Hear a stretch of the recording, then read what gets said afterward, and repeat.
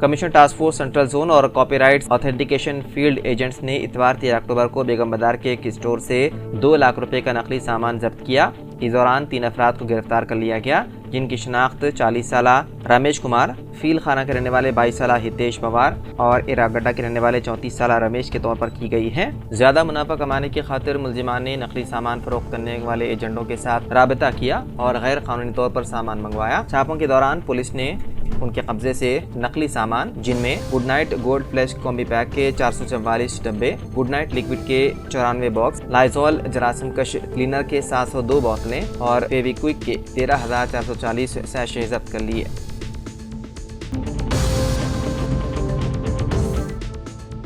दिल्ली के रामलीला मैदान में कुंभकर्ण का किरदार अदा कर रहे अदाकार को पड़ा दिल का दौरा। दिल्ली के मालवीय नगर इलाके में रामलीला मंच के दौरान रावण के भाई कुंभकर्ण का किरदार अदा कर रहे अदाकार को अचानक सीने में दर्द हुआ और वो बैठ गए। उन्हें फौरी तौर पर करीबी अस्पताल ले जाया गया, जहां डॉक्टरों ने उन्हें मुर्दा करार दिया। महलूक की शनाख्त 59 साल विक्रम तनेजा के तौर पर की गई है, जो मगरबी बिहार का रहने वाले थे। वादे है कि इस साल शारदीय नवरात्रि के दौरान ये दूसरा वाकया है जब रामलीला में कोई किरदार अदा कर रहे अदाकार की मौत हुई है।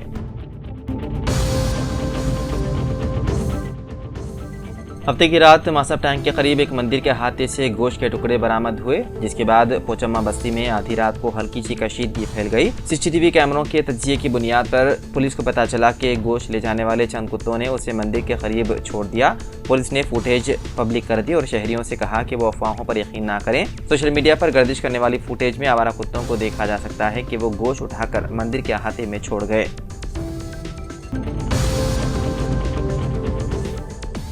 रुकन कानून साज कौंसिल व न्यूज़ एडिटर रोजनामा सियासत जनाब आमिर अली खान साहब ने R&B गेस्ट हाउस में नौमुंतखबा असातिज़ा से मुलाकात करते हुए उनकी शालपोशी करते हुए तहनीत पेश की और मुबारकबाद पेश की। इस मौके पर रुकन कानून साज कौंसिल जनाब आमिर अली खान साहब ने नौमुंतखबा असातिज़ा के मसाइल से वाकिफियत हासिल की और उनकी बगौर समाअत की। इस मौके पर जनाब आमिर अली खान साहब ने उनकी मुकम्मल रहनुमाई का तयक़ुन दिया। मौजूदा रुकन कानून साज कौंसिल जनाब आमिर अली खान साहब की R&B गेस्ट हाउस आमद पर नौमुंतखबा असातिज़ा व दीगर ने शालपोशी करते हुए उन्हें गुलदस्ता पेश किया और नेक तमन्नाओं का इजहार किया।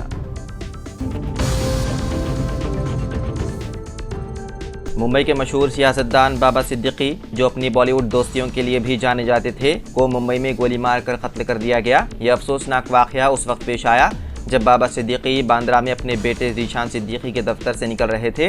मीडिया रिपोर्ट्स के मुताबिक 3 हमलावरों ने उनकी गाड़ी पर फायरिंग की। बाबा सिद्दीकी को शदीद जख्मी हालत में लीलावती अस्पताल ले जाया गया, जहां वो जख्मों की ताब ना लाते हुए चल बसे। बाबा सिद्दीकी के कत्ल की खबर से बॉलीवुड इंडस्ट्री में गम की लहर दौड़ गई और कई मशहूर शख्सियात फौरी तौर पर लीलावती अस्पताल पहुंचे। रिपोर्ट के मुताबिक बाबा सिद्दीकी की नमाज जनाजा आज शाम 7 बजे बाद नमाज मगरिब मकबरा हाइट्स 15A पाली रोड पाली नाका बांद्रा वेस्ट में अदा की जाएंगी। मादना तदफीन रात 8:30 बजे बड़ा कब्रिस्तान मरीन लाइन स्टेशन के सामने अमल में आएगी। देर असना मुंबई पुलिस ने मामले की तफ्तीश शुरू कर दी है और जाए वकू से 3 में से 2 शूटर्स को गिरफ्तार कर लिया और उनके कब्जे से 2 बंदूकें और गोलियां भरी हुई मैगजीन बरामद की गई। रिपोर्ट्स के मुताबिक इस कत्ल के पसे पर्दा लॉरेंस बिश्नोई गैंग के मुमकिन शमूलियत का शुबा किया जा रहा है, जिसकी वजह बाबा सिद्दीकी के सलमान खान के साथ करीबी ताल्लुकात हैं। मीडिया रिपोर्ट्स में यह भी दावा किया गया है कि बाबा सिद्दीकी को तकरीबन 15 दिन कबल भी जान से मारने की धमकी मिली थी। गिरफ्तार होने वालों में एक का ताल्लुक उत्तर प्रदेश और दूसरे का हरियाणा से है, जबकि तीसरा मफरूर बताया गया है। मऊ नवाजों से मुबैना ताल्लुकात के एक मामले में 7 महीने पहले बरी किए गए दिल्ली यूनिवर्सिटी के साबिक प्रोफेसर GN साई बाबा का हफ्ते को दिल्ली के एक सरकारी अस्पताल में हो गया इंतकाल। उनकी उम्र 54 बरस थी। वो गाल ब्लैडर के इन्फेक्शन से मुतासिर थे और 2 हफ्ता पहले उनका ऑपरेशन हुआ था, जिसके बाद कई पेचीदगियां पैदा हो गई। गुज़िश्ता 20 दिनों से अस्पताल में भर्ती GN साई बाबा ने हफ्ते की रात 9 बजे आखिरी सांस ली। सड़क हादसे में खम्मम शहर के जामा मस्जिद के इमाम खतीब मौलवी सैयद मोइनुद्दीन अली उर्फ अजीज़ साहब जाँ बहक हो गए। जामा मस्जिद खम्मम तेलंगाना के इमाम खतीब मौलवी सैयद मोइनुद्दीन साहब का आज सुबह 6:30 बजे एक सड़क हादसे में इंतकाल हो गया। तफसीलात के मुताबिक सैयद मोइनुद्दीन अली उर्फ अजीज अपनी भांजी की वलीमा तकरीब में शिरकत के बाद जो हैदराबाद में मुनक्किद हुई थी, खम्मम वापस हो रहे थे। वो स्विफ्ट डिजायर कार में सफर कर रहे थे कि खम्मम के करीब खुशमपखी मंडल के जलाचेरू गाँव के हदूद में हाईवे पर ड्राइवर को नींद का झोंका आने की वजह से गाड़ी पर काबू खो बैठा, जिसके नतीजे में गाड़ी हादसे का शिकार हो गई। इस हादसे में मौलवी सैयद मोइनुद्दीन अली को शदीद चोटें आईं और मौके पर ही इंतकाल हो गया। कार में मौजूद दीगर 2 अफराद जख्मी हो गए, जबकि ड्राइवर भी शदीद जख्मी हो गया, जिसे खम्मम के गवर्नमेंट अस्पताल में इलाज के लिए दाखिल कराया गया। मुकामी हादसे से मौलवी सैयद मोइनुद्दीन अली की नाश और जख्मियों को एम्बुलेंस के जरिए खम्मम के गवर्नमेंट अस्पताल मुंतकिल किया गया। मुकामी पुलिस मसरूफ़ तहकीक़ात है।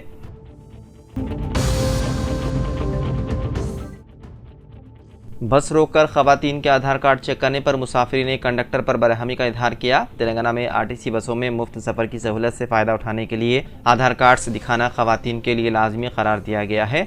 इसी के हिस्से के तौर पर गुज़िश्ता रोज़ नलगुंडा ज़िले के चिन्नातुमलागुड़म गांव में बस को रोककर आधार कार्ड्स की जांच की जा रही थी, जिस पर बस में सवार दीगर मुसाफिर ने एतराज़ किया, क्योंकि बस को रोकने पर सवाल उठाने पर बरहमी जाहिर की गई थी। उन्होंने कहा, हमें आपकी मुफ्त बस नहीं चाहिए। जब मुसाफिरों ने कहा कि हम ये मामला आरटीसी के मैनेजिंग डायरेक्टर वीसी सज्जनार के में लाएंगे, तो हुकाम ने अपना रवैया बदल दिया।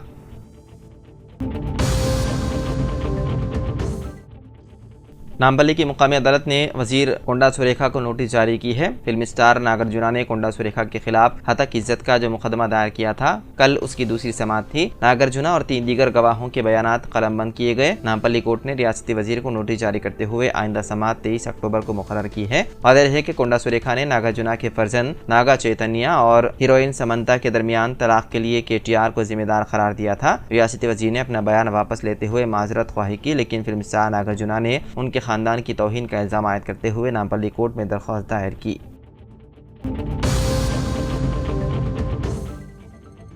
तेलंगाना के 10 सरकारी यूनिवर्सिटीज़ के वाइस चांसलर्स के ओहदों पर तवक्को है कि आइंदा हफ्ते तकर्रुरात का अमल मुकम्मल कर लिया जाएगा। हुकूमत ने वाइस चांसलर्स के अहल उम्मीदवारों के इंतखाब के लिए सर्च कमेटियों के इजलास का अमल मुकम्मल कर लिया। इत्तलात के मुताबिक 2 यूनिवर्सिटीज़ की सर्च कमेटियों का इजलास बाकी है, जो तवक्को है कि आइंदा 2 दिनों में मुकम्मल हो जाएगा। वज़ीर आला रेवंत रेड्डी चाहते हैं कि बेक वक्त तमाम यूनिवर्सिटीज़ के वाइस चांसलर्स के नामों की गवर्नर से सिफारिश की जाए। सर्च कमेटियों ने हर यूनिवर्सिटी के लिए तरजीही बुनियाद पर 3 नामों की सिफारिश की है। हुकूमत की जानिब से ये नाम गवर्नर तेलंगाना जिष्णुदेव वर्मा को रवाना किए जाएंगे। रिवायत के मुताबिक गवर्नर हर यूनिवर्सिटी के लिए सिफारिश करदा 3 नामों में पहले नाम को मंजूरी देते हैं, जिसके बाद हुकूमत तकर्रुरात का एलामिया जारी करती है।